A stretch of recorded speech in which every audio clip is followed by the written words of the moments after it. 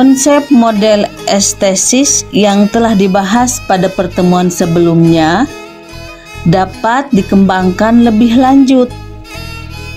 Pengembangannya dapat berbentuk perluasan untuk melihat proses estetis dalam masyarakat, untuk membaca transfer emosi, maupun untuk mencermati benturan estetis.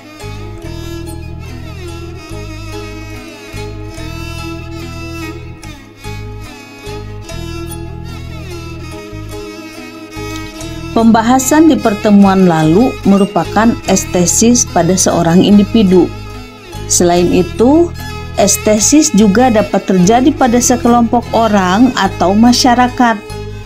Dengan demikian, subjek estetisnya adalah sekelompok orang atau masyarakat. Nilai estetisnya adalah parameter yang digunakan masyarakat tersebut untuk menilai kemenarikan. Untuk membedakan dengan estesis yang terjadi pada individu, estesis jenis ini disebut estesis sosiologis.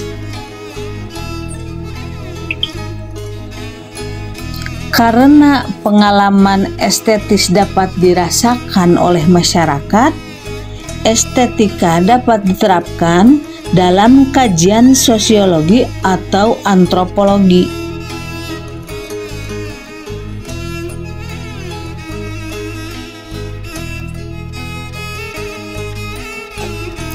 Pengalaman estetis yang dirasakan seseorang dapat ditransfer agar dirasakan oleh orang lain. Tugas pemindahan pengalaman estetis itu diemban oleh seniman. Pola pentransferannya adalah sebagai berikut. Suatu objek estetis diresapi oleh seniman hingga ia merasakan pengalaman estetis. Selanjutnya, pengalaman itu digunakan sebagai sumber pengalaman artistik dalam rangka mewujudkan objek estetis yang berupa karya seni. Lalu, karyanya dihayati oleh spektator hingga mengalami pengalaman estetis yang mirip dengan pengalaman estetis sang seniman. Kemiripan pengalaman terjadi karena penikmat memiliki parameter yang relatif sama dengan nilai estetis yang dimiliki seniman.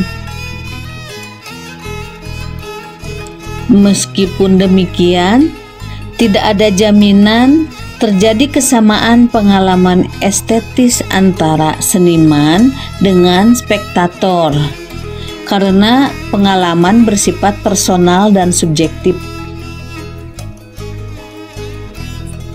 Dalam perspektif ilmu komunikasi, seniman berperan sebagai penyampai pesan, dan spektator berlaku sebagai penerimanya. Dalam konteks komunikasi, karya yang berhasil adalah karya yang mampu menyampaikan pesan. Sebaliknya, karya yang gagal adalah karya yang tidak dapat mengantarkan pesan secara tepat. Intensi atau keinginan yang ingin disampaikan seniman tidak selalu dapat diketahui. Apa yang akan dikomunikasikan oleh kreator pada masa prasejarah atas karyanya tidak akan dapat diketahui secara pasti. Namun keindahan artefaknya tetap dapat dinikmati spektator masa kini.